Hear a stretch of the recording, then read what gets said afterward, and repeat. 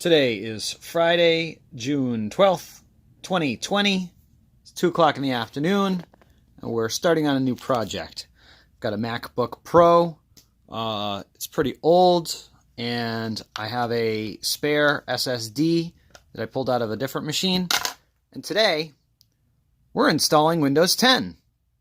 All right, first thing you want to do, get yourself a spare flash drive and download your appropriate Windows 10 media, plug it in, and in this instance I've downloaded from VLSC a Windows 10 Pro 1909 image, and I'm using a program called Rufus, and you could just install it, but it's recommended that you install not with a GPT partition and a uefi boot, but you select MBR and then you set it to BIOS instead of uefi, because it's required that you boot this MacBook up and install Windows 10 as a BIOS installation. If you do a full uefi installation, your audio actually won't work, and you'll have to reinstall Windows as a BIOS install in order for you to get audio to work. So go ahead and create your BIOS-based MBR partitioned USB drive. Validate that your flash drive has indeed been, it's the correct drive. If you have other drives that you're worried about, just disconnect them now before proceeding. I only have one drive connected, and I'm going to click start, and it'll take some time to do the thing. Yes, I know it's going to delete all my data. Next, you want to acquire a small screwdriver. I like this one because it has multiple tips, and it's got the PH00 sized tip on this one, which is perfect for the screws on the bottom of an older MacBook Pro. And then you also need a Torx bit to take off the things on the hard drive. So let's go ahead and make sure it's off and all that. And go ahead and unscrew all the screws. Now that you have the bottom cover off, you want to take the two screws off, holding the hard drive bracket down, right here, this little bracket. Just two screws. And then this little piece comes out. Just put that off to the side. And then carefully remove your hard drive, and there's the SATA connector right there. And you can install the other hard drive, but you do need to transfer the screws from the hard drive, and these are a hex screwdriver. Oh, I got the wrong one on there. Is that the right size? Not the right size. Sometimes you can get it with a pair of pliers or something if you don't have hex. And from my kit, I found this is a T8 size screw, and that will take out the screw bits. I haven't said it before, but this older style Husky tool is way better than the newer style Husky tool, because these plastic ends on, I've got a couple of them, they just keep falling off and they get lost, and then you lose, well, where do they end up? So fortunately, I do have an older kit that has a little clip-ons for different screwable bits. So I'll just unscrew the 4 mounting pieces and transfer them over to the SSD that I've got here. It's not a terribly fast SSD, but it is faster than a hard drive. And just like that, we've got that connected. And so you can plug in your SSD now to the SATA connector. And then you just angle it into the little holes here on the inside edge. Make sure that it gets in there correct. There we go. Has to rest in those little pockets. And then just plug the drive caddy thing back on. And just put it all back together.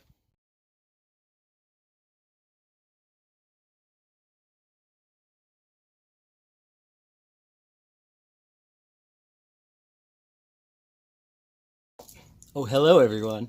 Your flash drive should now be loaded with Windows 10. So let's go ahead, plug in our new Windows 10 flash drive. And then we're going to hold down the Option key as we're booting it up. And that will get it into optional boot command. Oh no. Does this MacBook not work? Maybe this is why it was sitting in a drawer. I never even turned this one on. Ah, snap. Well, that's frustrating. It's a good thing I brought home 2 of them. So, just transfer the parts from whatever. I'm getting my wrist spinning exercises in today, I guess.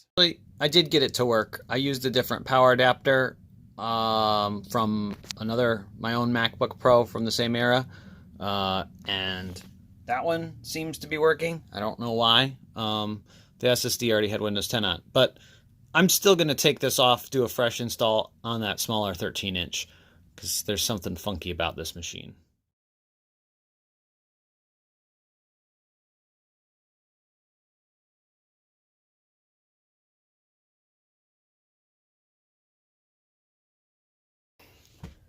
Now, after we're done with all that gratuitous screwing,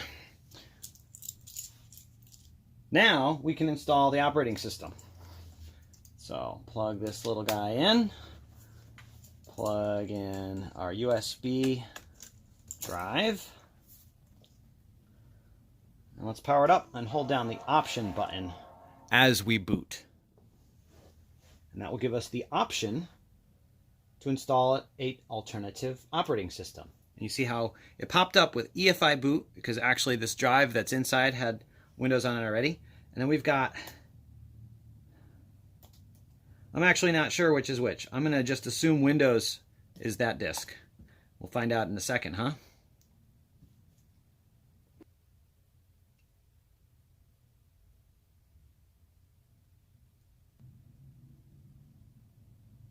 It's taken forever, which tells me that it's probably booting from that flash drive.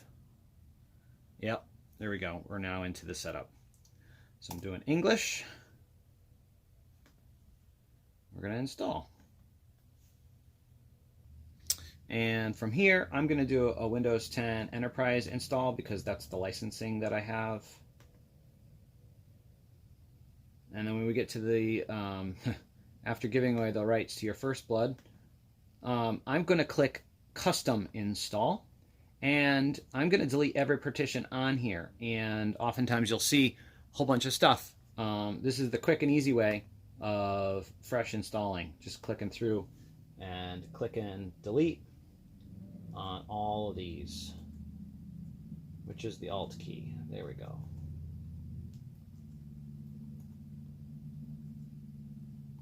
You do have to be careful deleting partitions. I once deleted all my data on a second drive once. So just be careful. Know what you're doing. Alright, so this is going to do its stuff. You know, the normal Windows 10 installation. You've seen that before, right? Alright, finished. Now we do the standard things. The basics. I'm in the United States. I don't need to add another keyboard. I don't need to give it internet quite yet. I definitely don't want any of those cloud things. And this is going to be admin. You know. And we're going to make a super memorable password that I'm not going to show you. Oh, I got to confirm it too. But I'll show you my security questions. Because I just do down, tab, tab, blah-zity blah. And then I do tab. Ah, I lost the keystroke. Tab, blah-zity blah. And I do down, tab, blah-zity blah. Because I'm just going to reinstall Windows if I don't know what it is. Alright, and then I don't want that. And I don't want that. And I don't want any of these things,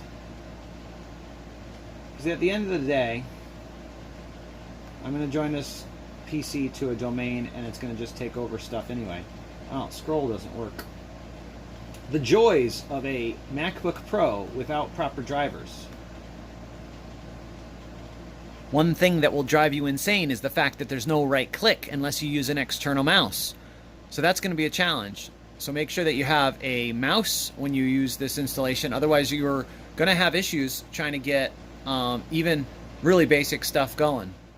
Right, so we've got it booted up. The one thing that we definitely need to move on to now is installing the drivers. And normally, the way that Apple would prefer that you install Windows is that this would never happen. And they go out of their way to make it a horrible experience. Or at least, maybe they want it to be a good experience, but they have to live within their wheelhouse. We're not running any Apple software on here except for the drivers, and we're not going to even do it the way that they recommend, which is through Boot Camp on macOS. We are going to obtain the Boot Camp installer disk indirectly, extract the drivers that we need, and install them ourselves without ever having to install OS X on this system. So, the first thing that we need to do is to download a few things. And while you're working on this, I recommend that you either get an external mouse, and if you don't have an external mouse, you can use an external keyboard, one that would have a right-click button. This is the same as right-clicking on your mouse. Alternatively, even though it's a little bit of a pain to use, you can use the on-screen keyboard, and that will provide you the same little right-click option.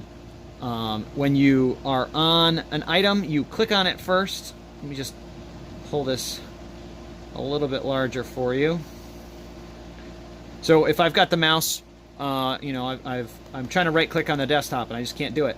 So you click there, and it right-clicks some default location. So I can get to the right-click context menu, and that's the exact same thing as if you hit the right-click button. It does the same process.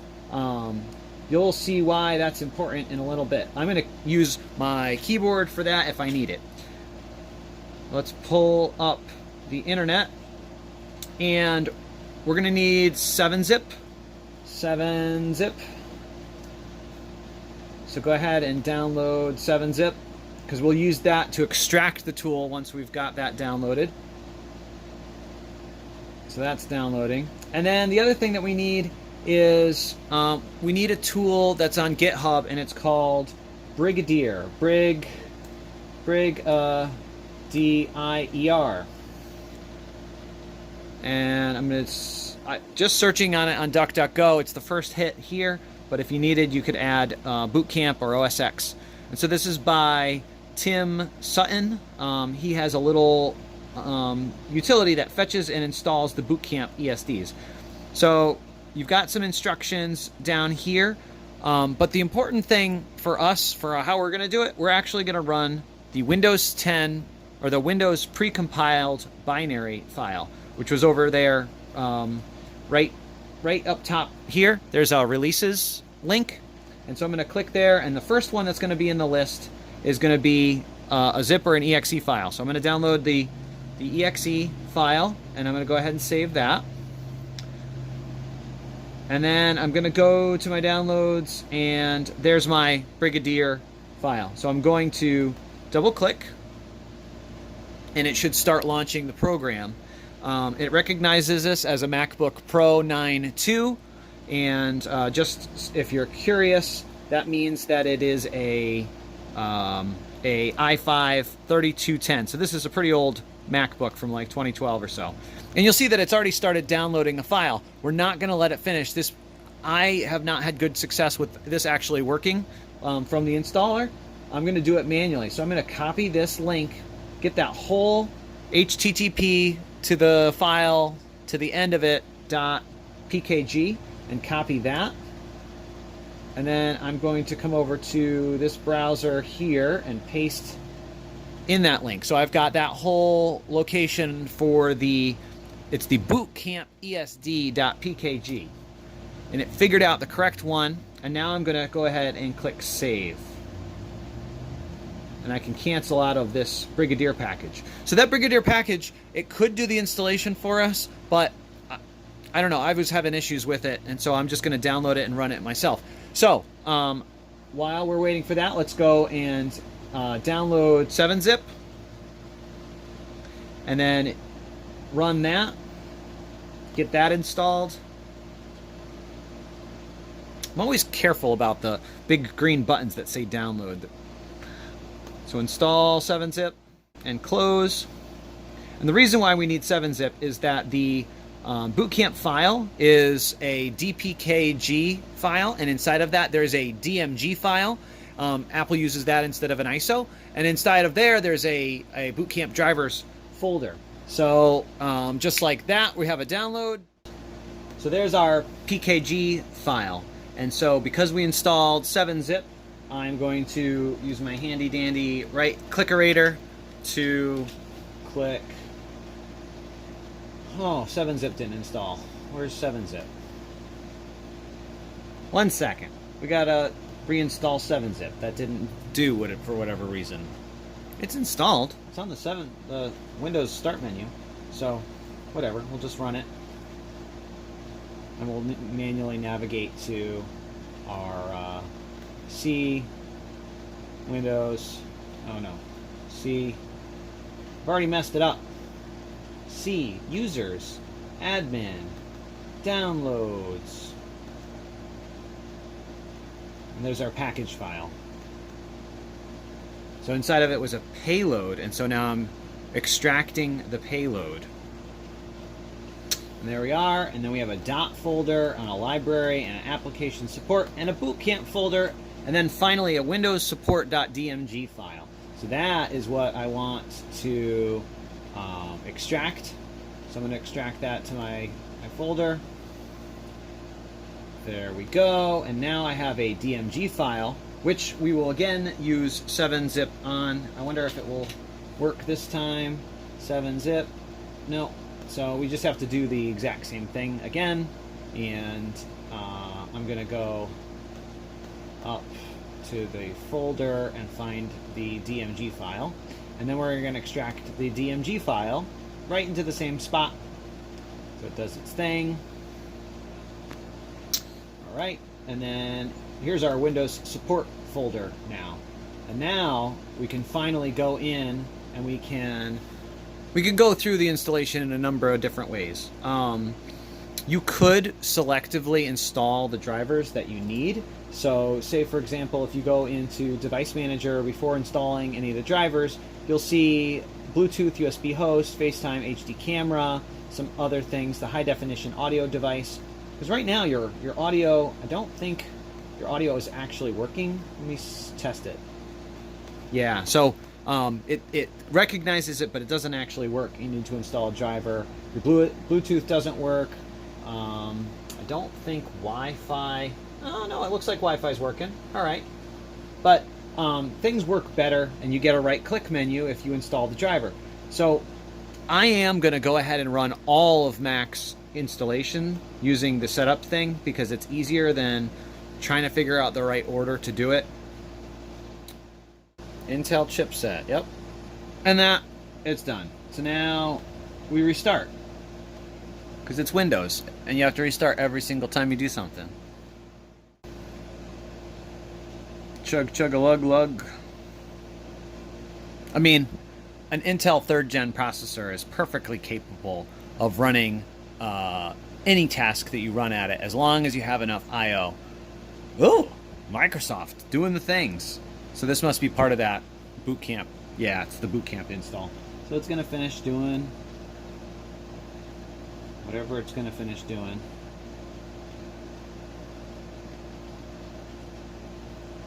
All right, so now we should have a working laptop, most importantly with audio. We don't have audio yet. Well, that's frustrating. Oh, it is working. Just the volume is a little bit low. So let's just max the volume out as much as possible.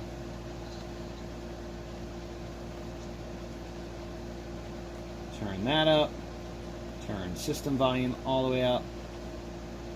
First, I will download the zip file. Yeah, download the zip file. CD version of it because it contains. Great. Okay. Wonderful.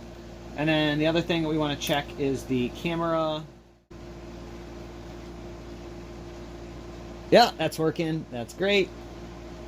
All right. So at this point, you know, I'll take this back to work and load it up on the domain and install the other software. It's just a temporary machine. But that is how you install Windows 10 and have everything working on an old MacBook Pro after installing an SSD.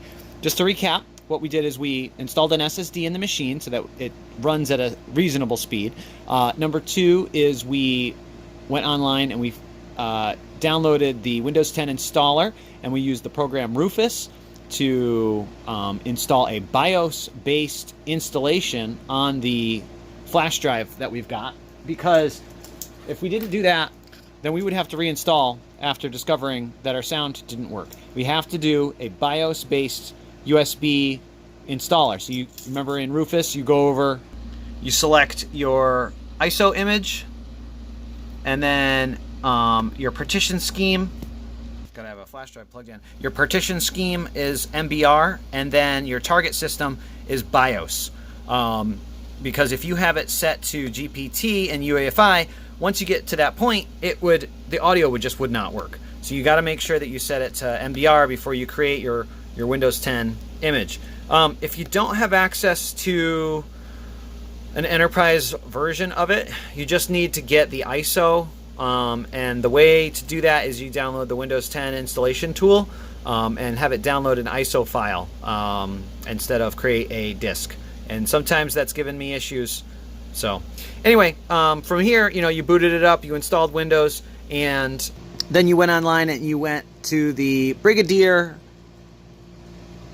GitHub and you downloaded it from the releases file, and you ran that, and then it gave you a file that you extracted with 7-zip.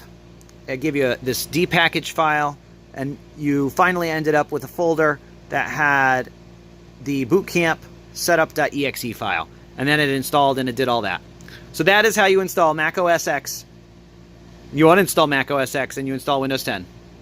Thank you, and have a nice day. Subscribe.